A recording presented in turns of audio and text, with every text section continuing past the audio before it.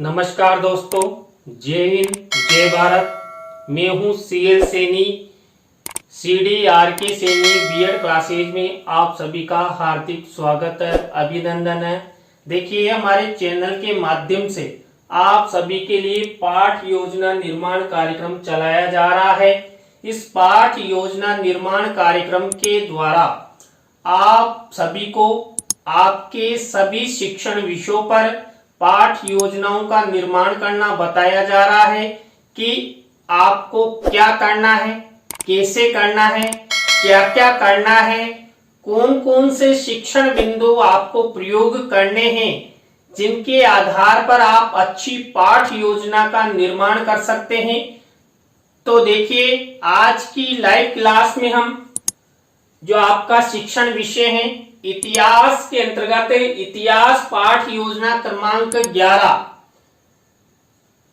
के अंतर्गत 1857 की क्रांति के कारण इस टॉपिक का चयन करते हुए आपको इस पाठ योजना के बारे में संपूर्ण जानकारी प्रदान करेंगे कि आप इस टॉपिक पर आधारित जो आपके उद्देश्य हैं, विशिष्टीकरण है, अपेक्षित व्यवहारगत परिवर्तन है, ये आपको किस तरह बनाने हैं, किस तरह की प्रस्तावना के प्रश्न बनाएंगे, किस तरह आप 3 शिक्षण बिंदु लेकर पूरी पाठ योजना का प्रारूप आप तैयार करेंगे, कौन कौन से श्रव्य दृश्यों साधनों का प्रयोग आप इस टॉपिक के अंतर्गत करेंगे और किस तरह मूल्यांकन और गृह कार्य का प्रश्न होना चाहिए, इन सब के बारे में आपसे चर्चा करेंगे, आपको समझाएंगे। तो आप सब बने रहें हमारे साथ, हमारे चैनल के साथ। और यदि आप हमारे चैनल पर पहली बार आए हैं तो हमारे चैनल को सब्सक्राइब करें और पास ही बने बेल आइकन के बटन को जरूर दबावे, जिससे हमारे द्वारा जब भी कोई न्यू पाठ योजना अपलोड की जाती है या लाइव क्लास चलाई जाती है तो उनके नोटिफिकेशन आपको मिल सके। देखिए, जब हम इतिहास की पाठ योजना का निर्माण करते हैं तो सबसे पहले शामपट पूर्ति का निर्माण करते हैं। शामपट पूर्ति के अंतर्गत वही विद्यालय का नाम, कक्षा, दिनांक, विषय, कालांश और कालांश का समय। इसके बाद बीच सेंटर में हमारा प्रकरण लिखते हैं।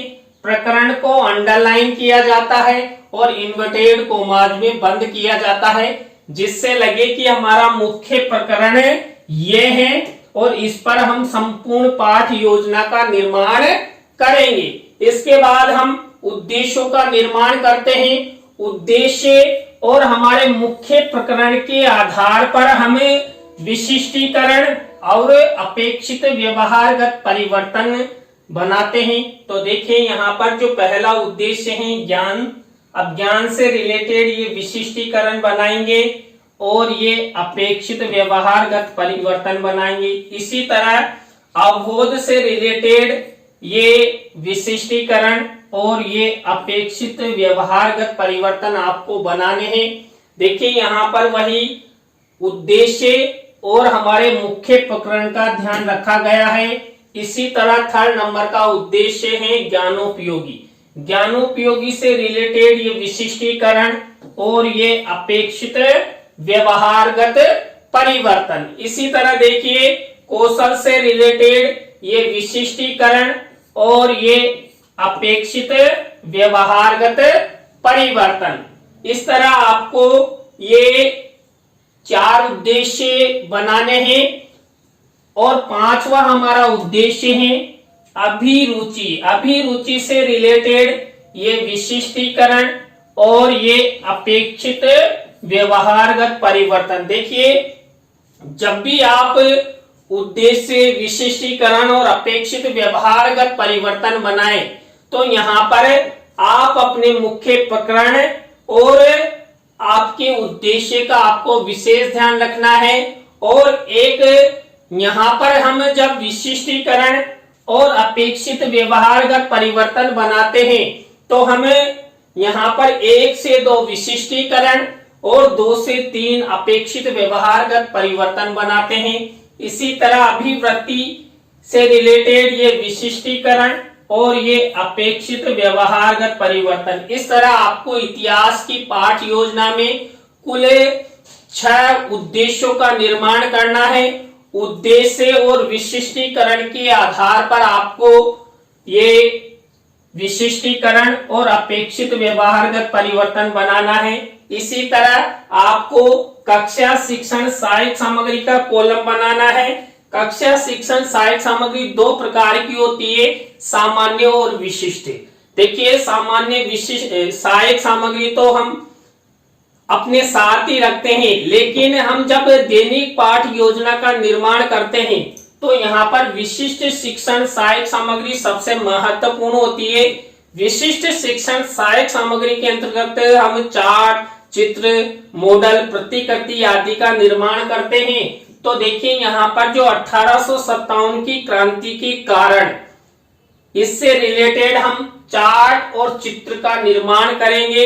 इसके बाद पूर्व ज्ञान का कॉलम बनाएंगे। छात्र 1857 की क्रांति के प्रमुख कारणों के बारे में सामान्य जानकारी रखते हैं। इसी तरह शिक्षण बिंदु का कॉलम बनाएंगे।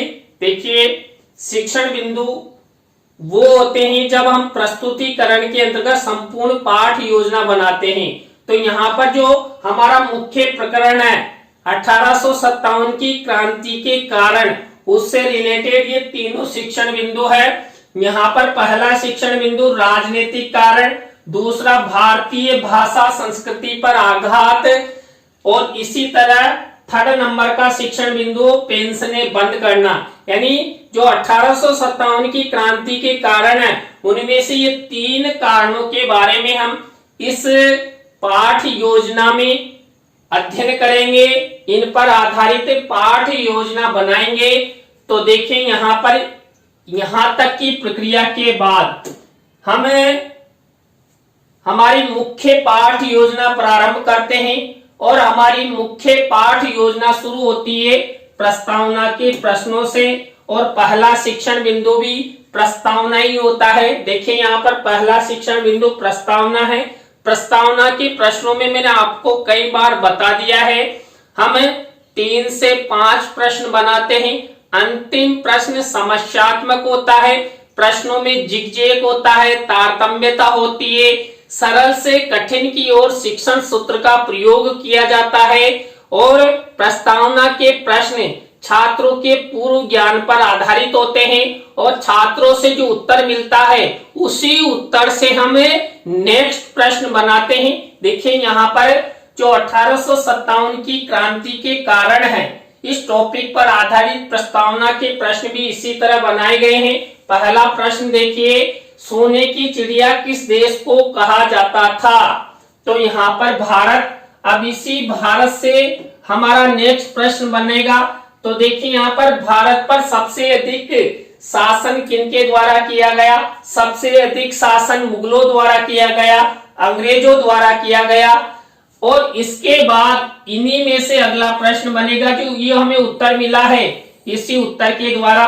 तो अंग्रेजों द्वारा किए गए शासन को किसका कलंक माना जाता है? तो भारतीय इतिहास का कलंक माना जाता है। अंग्रेजों ने हमारे देश में फूट डालो राज करो की नीति के तहत हमारे देश को लूटा है, और हमारी जो सभ्यता संस्कृति है उसको छिन्न भिन्न करने का प्रयास किया था। तो अब इसी उत्तर से हमारा नेक्स्ट प्रश्न बनेगा, भारतीय इतिहास में स्वतंत्रता प्राप्ति हेतु उठाया हुआ प्रथम कदम किसे माना जाता है? देखिए, अंग्रेजों के खिलाफ जो लड़ाई हुई उसमें जो पहला कदम है स्वतंत्रता हेतु, तो उसे 1857 की क्रांति माना जाता है। अब इसी 1857 की क्रांति से अगला प्रश्न बनेगा, 1857 की क्रांति के प्रमुख कारणों के बारे में आप सब क्या क्या जानते हैं? अंतिम प्रश्न समस्यात्मक हो गया, उत्तरों से प्रश्न बनाए गए हैं, प्रश्नों में तारतम्यता है, जिगजैग है, सरल से कठिन की ओर हमारे प्रश्न बने हुए हैं। यानी कुल मिलाकर सरल से कठिन की ओर शिक्षण सूत्र का प्रयोग किया गया है, और जितने भी प्रश्न हमने बनाए ये छात्रों के पूर्व ज्ञान पर आधारित है। तो ये इस तरह आपको प्रस्तावना के प्रश्न बनाने हैं। प्रस्तावना के प्रश्नों के बाद हमारी दूसरी स्टेप आती है उद्देश्य कथन। देखिए उद्देश्य कथन के अंतर्गत हम जो संबंधित हमारा प्रकरण है इसके बारे में छात्रों से उद्देश्य कथन करते हैं। तो बच्चों आज हम सब 1857 की क्रांति के प्रमुख कारणों जैसे राजनीतिक, भाषा, संस्कृति पर आघात एवं पेंशनें बंद करने के बारे में विस्तार पूर्वक अध्ययन करेंगे। तो ये उद्देश्य कथन हुआ। और आप चित्र के माध्यम से भी उद्देश्य कथन कर सकते हैं। यदि आप चित्र के माध्यम से उद्देश्य कथन करते हैं तो शिक्षण सहायक सामग्री की कॉलम पर आपको ये चित्र इस तरह मेंशन करना है 1857 की क्रांति से रिलेटेड। तो ये हमारे दो शिक्षण बिंदु हुए, प्रस्तावना और उद्देश्य कथन। प्रस्तावना उद्देश्य कथन के बाद हमारा थर्ड शिक्षण बिंदु आता है प्रस्तुतिकरण। अब देखिए मैंने आपको 3 शिक्षण बिंदु बताए थे, उन तीनों शिक्षण बिंदुओं का प्रस्तुतिकरण यहाँ पर किया जाएगा। तो यहाँ पर जो पहला हमने शिक्षण बिंदु लिया राजनीतिक कारण, अब यहाँ राजनीतिक कारण से रिलेटेड ही इस शिक्षण बिंदु पर आधारित विकासात्मक प्रश्न किए जाएंगे। इस शिक्षण बिंदु के विकास हेतु विकासात्मक प्रश्न किए जाएंगे। हम 3 विकासात्मक प्रश्न बनाते हैं। तो देखिए तीनों विकासात्मक प्रश्न है, ये इनके उत्तर हैं। इस तरह का फॉर्मेट आपको विकासात्मक प्रश्नों में बनाना है। विकासात्मक प्रश्नों के बाद हमारा इसी में सेकंड स्टेप आती है छात्र अध्यापक छात्र अध्यापिका कथन। देखिए छात्र अध्यापक छात्र अध्यापिका कथन किया गया है किससे रिलेटेड, जो 1857 की क्रांति के राजनीतिक कारण है उससे रिलेटेड।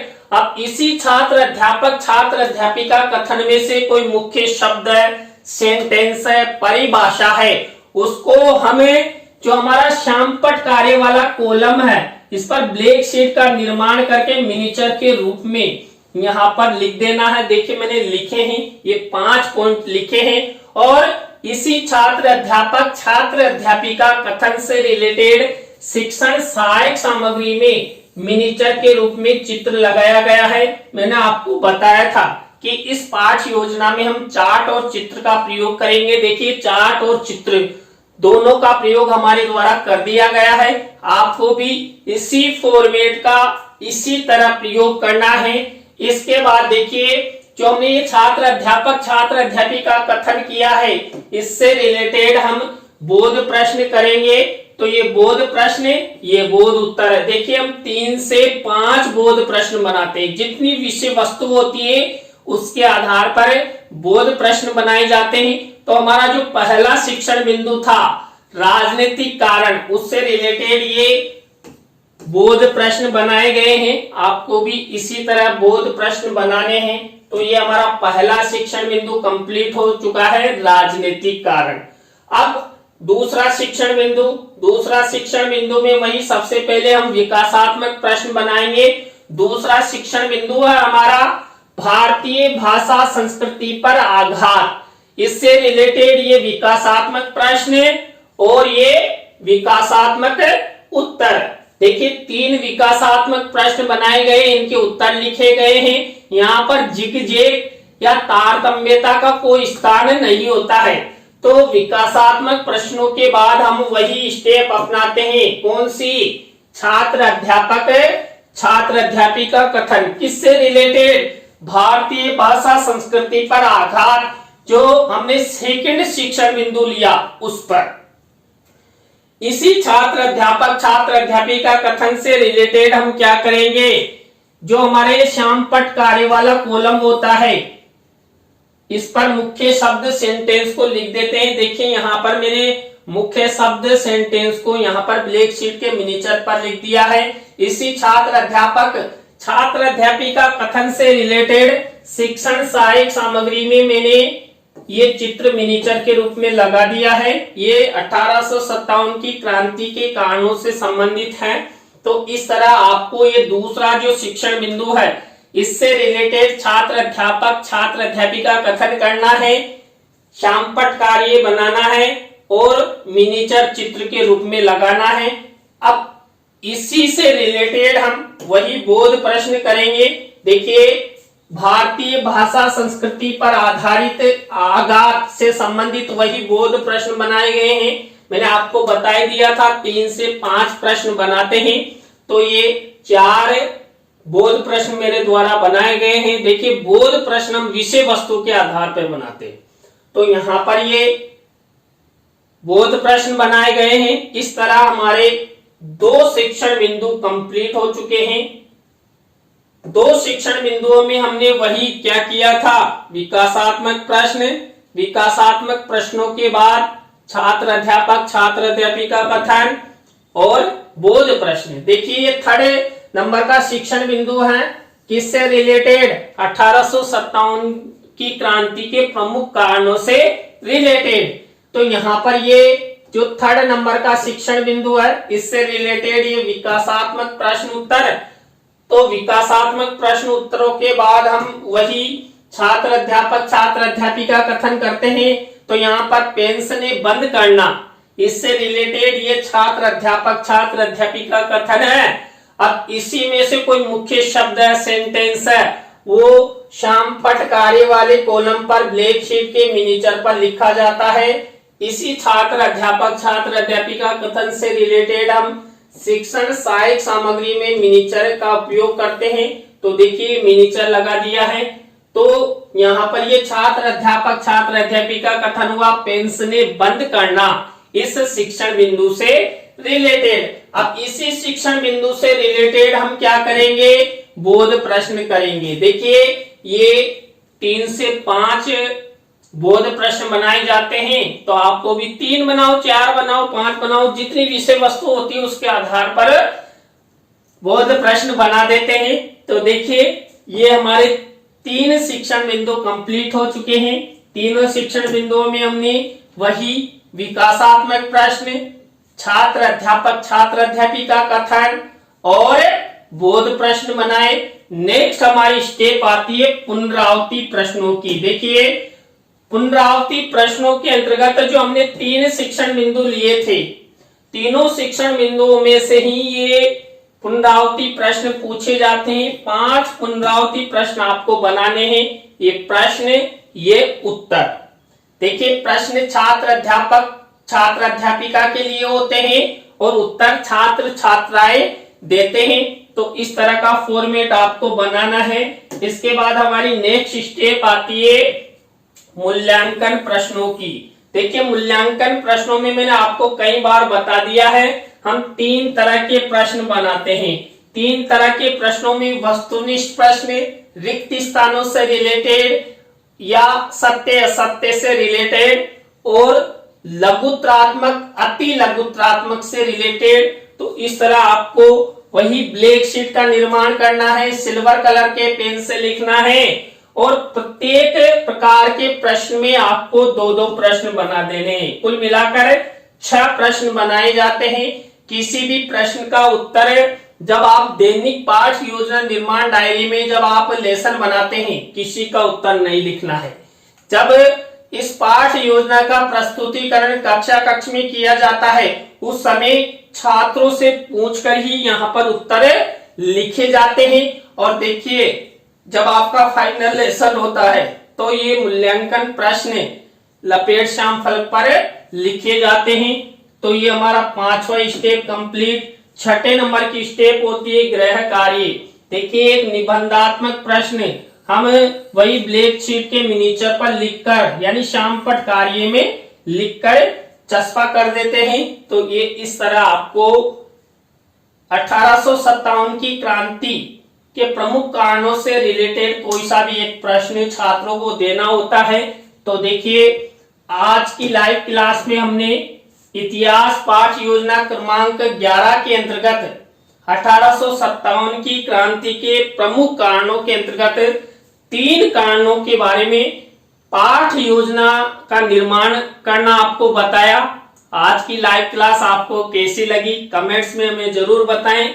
अच्छी लगी हो तो लाइक करें, कमेंट्स करें और शेयर जरूर करें। दोस्तों आप हमारा सपोर्ट करते हैं तो हमारा मुझे भी मनोबल मिलता है और मैं भी आपके लिए कुछ नया करने का प्रयास करता हूं। इसी तरह नई पाठ योजना के साथ मैं फिर आपसे मिलूंगा CDRK सैनी B.Ed क्लासेज पर। जय हिंद, जय भारत, राम राम साहब।